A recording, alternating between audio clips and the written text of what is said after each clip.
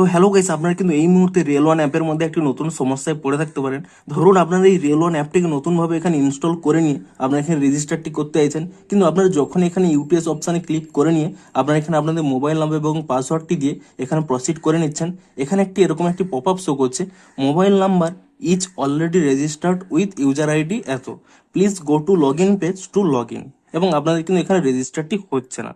তো আপনাদেরও যদি এই প্রবলেমটি হয়ে থাকে তা আপনারা কি করে ফিক্স করবেন সেটাই জানাবো আজকের এই ভিডিওটিতে, তাই জন্য কিন্তু পুরো ভিডিওটি অবশ্যই দেখতে থাকুন। তো তার আগে ভিডিওটিকে অবশ্যই একটি লাইক করে দিন এবং এই চ্যানেলে যদি আজই নতুন এসে থাকেন এখনই চ্যানেলটিকে সাবস্ক্রাইব করে রাখুন এরকম নতুন নতুন ভিডিও দেখার জন্য। তো আপনাদেরও যদি এই প্রবলেমটি হয়ে থাকে প্রথমে কি করবেন, এখানে কিন্তু এই ওকে অপশানে ক্লিক করে নিয়ে প্রথমে কিন্তু ব্যাক করে নেবেন এবং তারপরে কি করবেন, এখান থেকে কিন্তু ক্রস করে নিয়ে এটা কিন্তু ইয়েস করে নেবেন, অর্থাৎ এক্সিট করে নেবেন।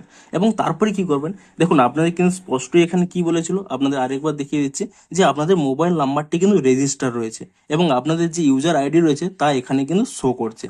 আপনাদের কিন্তু এখানে লগ ইন করতে বলছে। তো সিম্পলি আপনারা কি করবেন, এই ইউজার আইডিটি কিন্তু আপনারা মনে রাখবেন এবং তারপরে দেখুন আপনারা কি করবেন, এখানে এই পেজে চলে এসে উপরে দেখুন একটি অপশান রয়েছে লগ ইন হেয়ার বলে, আপনারা এখানে এই লগ ইন হেয়ার এই অপশানে ক্লিক করে নেবেন এবং তারপরে কিন্তু এখানে এই পাসওয়ার্ড অপশানটি সিলেক্ট করে নেবেন এবং তাহলেই দেখুন প্রথমে রয়েছে user ID or mobile number. আপনারা কিন্তু সেই মোবাইল নাম্বারটিও দিতে পারেন কিংবা স্ক্রিনে যেটি শো করছিল যে ইউজার আইডিটি সেই ইউজার আইডিটিও কিন্তু আপনারা এখানে দিতে পারেন।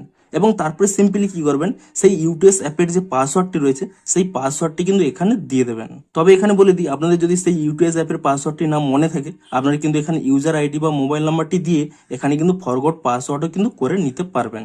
এবং তারপরে কি করবেন, ফরগট পাসওয়ার্ডটি যদি করতে চান করে নেবেন, তারপরে কি করবেন সেই নতুন পাসওয়ার্ডটি কিন্তু এখানে দিয়ে দেবেন। এবং তারপরে দেখুন এখানে কিন্তু একটি স্লাইড ম্যাচ রয়েছে, এটি কিন্তু আপনারা চেক করবেন যে আপনাদের কোন স্লাইডের সাথে ম্যাচ করে, আপনারা কিন্তু সেই স্লাইডটি কিন্তু এখানে টেনে নিয়ে এখানে কিন্তু ম্যাচ করিয়ে নেবেন।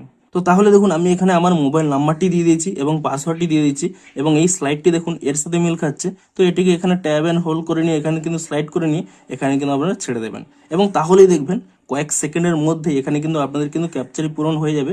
আপনাদের একটি এমপিন সেট করতে বলবে, আপনারা কিন্তু যে কোনো একটি এমপিন সেট করে নেবেন যা কিন্তু অ্যাপটি ওপেন করার ক্ষেত্রে কাজে লাগবে। এবং তারপরে কিন্তু কনফার্ম করার জন্য পুনরায় কিন্তু সেই এমপিনটি আরও একবার দিয়ে দেবেন এবং তারপর এখানে সেট এমপিন এই অপশানে কিন্তু এখানে ক্লিক করে নেবেন এবং তাহলেই দেখুন কয়েক সেকেন্ডের মধ্যেই আপনার এখানে কিন্তু অ্যাপের মধ্যে লগ ইন হয়ে যাবেন।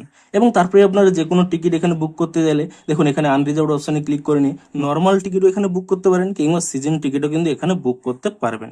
তো এভাবেই কিন্তু আপনারা লগ ইনটি কমপ্লিট করতে পারবেন। তো ভিডিওটি যদি একটু হেল্পফুল বলে মনে হয় অবশ্যই একটি লাইক করে দিন।